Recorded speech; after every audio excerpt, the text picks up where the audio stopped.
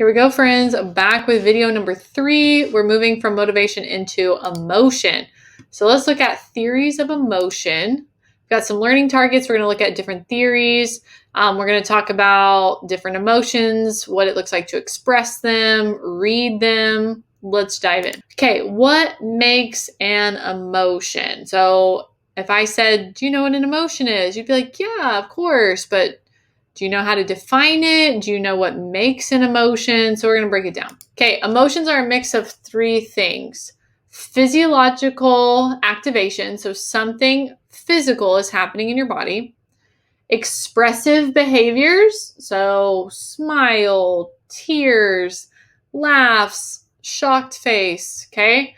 And a conscious experience. So you have to be consciously aware of what's going on. So we need these 3 things. Now, some of the theories are only going to look at 1 and 2. Some of the theories are going to include all 3. So let's dive in. So our first theory that we're going to look at is the James Lange theory. So basically, William James and Carl Lange proposed an idea that was completely opposed to the common sense view. The James Lange theory proposed that the physiological activity precedes the emotional experience. So basically, your body changes, which causes you to feel the emotion.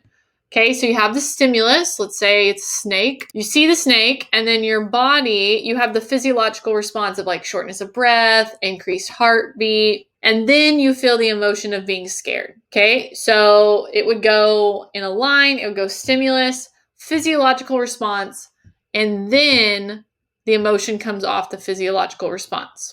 So that's theory number 1. Theory number 2 is the Cannon-Bard theory. So Walter Cannon and Philip Bard questioned the James Lange theory and proposed emotion triggering stimulus and the body's arousal to take place at the same time, simultaneously. So basically, the thalamus produces both physical and emotional simultaneously as it sends a message to the nervous system and the cerebral cortex at the same time. You have the stimulus, maybe it's a birthday party and they all yell, surprise! And then they would say, at the same time, your heart rate's going to increase and you're going to have that surprised, shocked emotion. So James Lange, they happen in a line. Cannon-Bard, the physiological response and the emotion happen at the same time. So anytime you see simultaneously, you can know that it's going to be Cannon-Bard theory if there's no cognition present. So we see in James Lange, no cognition, Cannon-Bard, no cognition, but some other people are going to add that in as well. So we've got the 2-factor theory. So we've got Stanley Schachter and Jerome Singer. My kids always like to call it the Schachter 2-factor theory. Proposed yet another theory which suggests that our physiological and our cognition creates emotion. Emotions have 2 factors: physical arousal, so what's happening in the body, and a cognitive label. You're aware of it. Okay, so you have a stimulus that causes a physiological response and a cognitive label at the same time. And then both of those 2 things equal an emotion. So the 2 factors here are the physical factor and the cognitive factor. That's why it's called the 2-factor theory.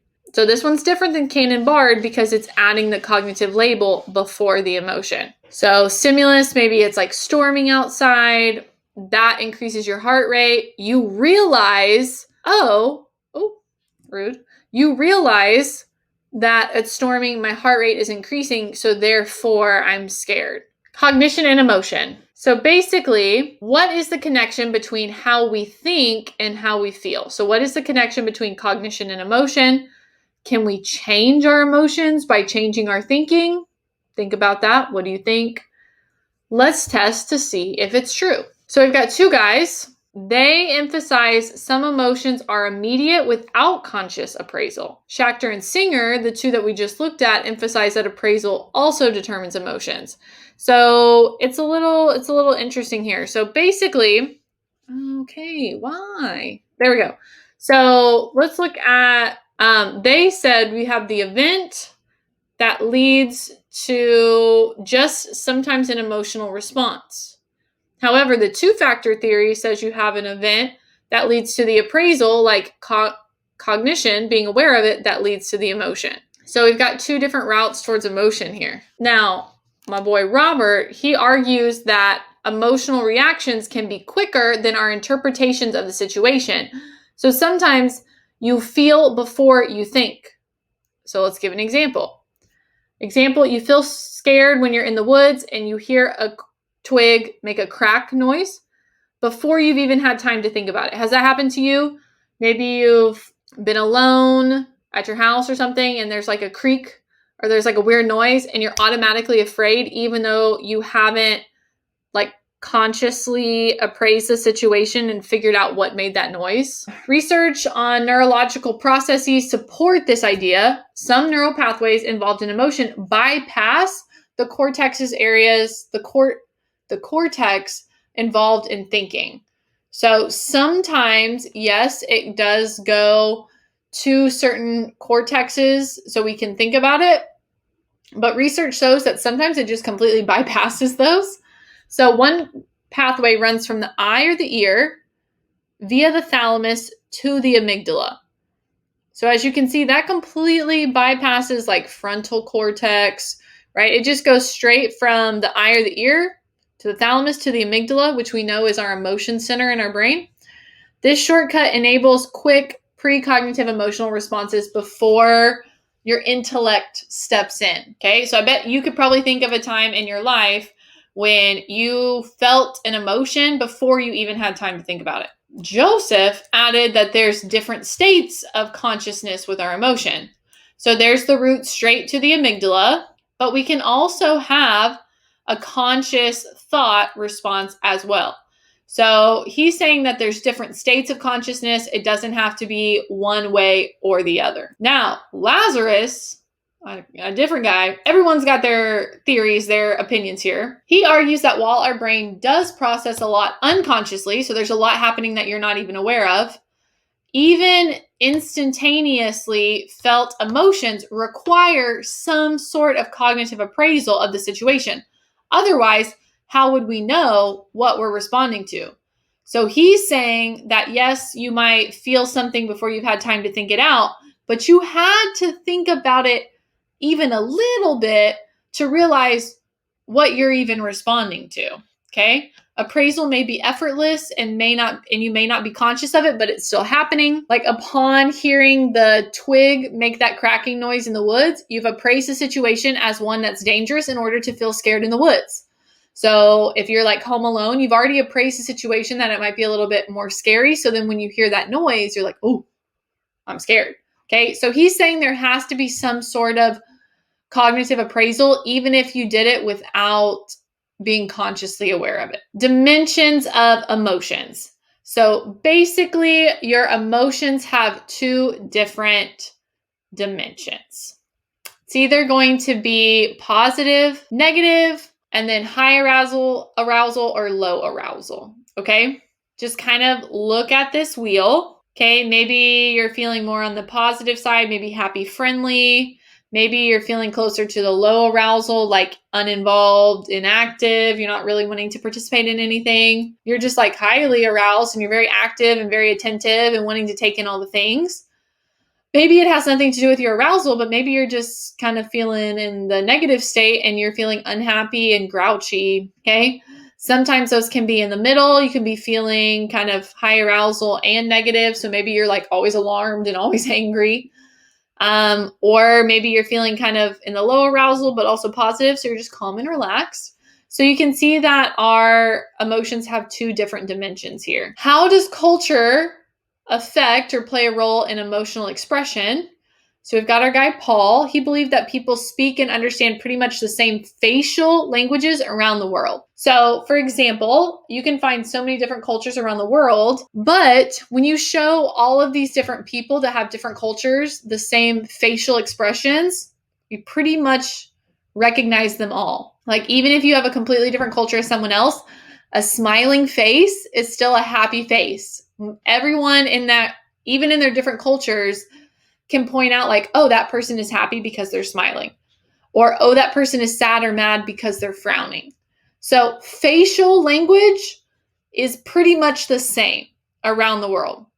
Now, how you express your emotion is different, but you show someone in China, Australia, Russia, Colombia, and the United States a smiling face, they're all going to say smiling or happy. So, for example, let's look at these pictures. What is she feeling? Happiness, right? What gave it away? Her smile, squinty eyes because she's smiling so big. She just looks happy. What is he feeling? Probably some sort of anger or rage, right? Anger, you can tell by kind of the downward mouth, the scrunched eyebrows, the wide eyes, just feeling very angry. What is she feeling? Oh, wow, she's probably surprised because her eyebrows are up, her eyes are wide open, her mouth is wide open, like, oh my goodness, I'm surprised. What is she feeling? Well, she's looking off to the side, kind of looking down, kind of a somber look, probably sad. Yeah, sad. What is she feeling? Maybe disgust, confusion, like, what is your problem? Yeah, contempt or disgust. So we're pretty good at recognizing 7 different emotional expressions, like worldwide. So happiness, sadness, anger, surprise, disgust, contempt, and fear. Doesn't matter what culture you're in, you can pretty much recognize all of these different facial expressions. Now, when you look at gender and emotion and nonverbal behavior, it tends to get a little different. So on average, this is never 100%, remember, on average, women tend to be much better at discerning nonverbal emotion than men. When I say nonverbal, that means you not saying, I'm sad, and it would be anything else letting me know that you're sad. So when shown sad, happy, or scary film clips, women express more emotions than most men. Some of this is biologically based, but overall it depends on the culture. Different cultures teach men and women to display different emotions. Most research has not shown one sex to be more emotionally expressive than the other. They always usually relate it back to culture. So think about the culture that you identify with, that you're a part of. Is it more acceptable for the woman to show emotion than men? Is it not acceptable for men to show emotion? Just kind of think about that and think about like how culture plays a role. Now, we also have to talk about like detecting and computing emotion, and sometimes this can be deception. So most people find it difficult to detect deceiving emotion. So this could be like you're crying when you're really not sad, or you're happy, but you're really sad inside, okay? So the best people at it are professionals like police officers, psychiatrists, judges, polygraphists. Like these guys are trained in it. They're supposed to be the best. And sometimes it's even difficult for them about 50% of the time, 54% of the time. So don't beat yourself up about it if you're like, oh my gosh, I never knew that she was sad because she was smiling all the time. Or, oh, I didn't even know. Or, oh, I thought they were actually sad because they came crying to me and it was all an act, right? Don't beat yourself up about it. Even the professionals have a hard time detecting that sometimes. There are some signs that can indicate deception. So basically, when you're trying to hide the truth, that takes effort, okay? So for example, they might have heightened attention, like they're really focusing on you. Maybe you can even see their pupils dilated. Longer pauses in speech and more constrained movements, maybe like not trying to give themselves away. So they're really focused, really thinking about what they're going to say, not like moving around and doing a lot of things. Hiding one's true feelings may cause a liar to become physically or behaviorally more aroused. Now, sometimes this can go the other way. You might be like constantly like shifting, or there might be errors in your speech, or just kind of some nervous gestures. So it can go the other way. Many deceivers focus on keeping a poker face. So pay attention to the speaker's body movement. Smiles, hand gestures, and eyes can give away signs that are opposite of what the person is trying to convey. So always look at body language as well. So if they're saying something and they're like, no, I really like you, but they're like shying away and kind of turned away, like maybe that's not true. If the person generally tells the truth, they will probably be unable to look you straight in the eye. Yet this is not true of practiced liars. Some people can lie straight to your face, looking straight in the eye. Stay away from those people. Okay, polygraphs. I don't know if you've ever heard of this, but this would be considered like the lie detector test. So how do they work? They measure your level of arousal while being asked critical questions, irrelevant questions, control questions, all of which are mixed up in the interrogation. Here's the thing though, they're not as accurate as you think. About half of the states don't even admit polygraph evidence into court because they can be so unreliable, up to like 2/3 unreliable. So the point is basically they'll ask you critical questions, these are the questions that they want the answers to. They'll ask you irrelevant questions so we can point out the truthful answers and kind of where your arousal is when you answer the truth, when you tell the truth by answering those questions. And then when you ask the critical questions and your arousal goes up, then that lets them know that you're lying. They also have controlled questions. So all of these are mixed up. They try to, get some level of like base, and then it can shoot up. Now, the reason that these go wrong sometimes is like that person could, be very not aroused while lying. Or you could already be nervous because you're like, oh my gosh, I'm having to give this polygraph test and it looks like you're lying about things that you're actually telling the truth on. So they can be unreliable. Okay, how are emotions expressed? You have consciously and unconsciously. So unconsciously, basically, they can happen automatically sometimes. A fast response system that relies on deep brain circuitry that operates automatically. Acts as an early defense that produce emotion to get us out of dangerous situations. So sometimes our body just kicks in unconsciously with emotions. Consciously, we tend to generate emotions at a slower rate, yet deliver more complete information to consciousness. And then you rely heavily on the cerebral cortex, specifically those parts of the brain that deal with regulating emotion. So emotions can be expressed consciously and unconsciously. Now, what biological structures are involved in processing emotions? Hopefully this part is review. Think about the amygdala. Like what type of emotions would be processed here? Remember, the amygdala is consciously alert for threats, so like fear and aggression. The reticular formation, hopefully we remember what that is, where that is. Okay, that works with the thalamus and the amygdala to monitor incoming info. If a threat is detected, it sets responses in motion that arouse the body into action. Remember, this is our arousal area. We related it to sleep, but it can also be related to emotion. The cerebral cortex, this interprets events and associates them with memories and feelings. Okay, so the right part of the cerebral cortex specializes in negative emotions, while the left specializes in positive emotions. Autonomic nervous system. Remember this is a sympathetic nervous system and the parasympathetic. Hopefully that's a review. Remember, the sympathetic nervous system becomes active when one is startled or experiences an unpleasant emotion. A lot of times this is anger. So if you're angry and everything starts to like, your heart starts to beat faster, you start to sweat, start to have shortness of breath. And then your parasympathetic dominates pleasant emotion. So remember, this is the rest, like this is the nervous system that brings you back down. So that would make sense why it would be dominant in these positive emotions or pleasant emotions. Hormones, serotonin, feelings of depression, epinephrine, those produce fear. Norepinephrine, more abundant in anger. Okay, so make sure you know what's involved, these biological structures. Okay, our girl Carol, she says that we experience 10 basic emotions and then everything stems off of that. So you have joy, you have interest and excitement, you have surprise, sadness, anger, disgust, contempt, fear, shame, and guilt.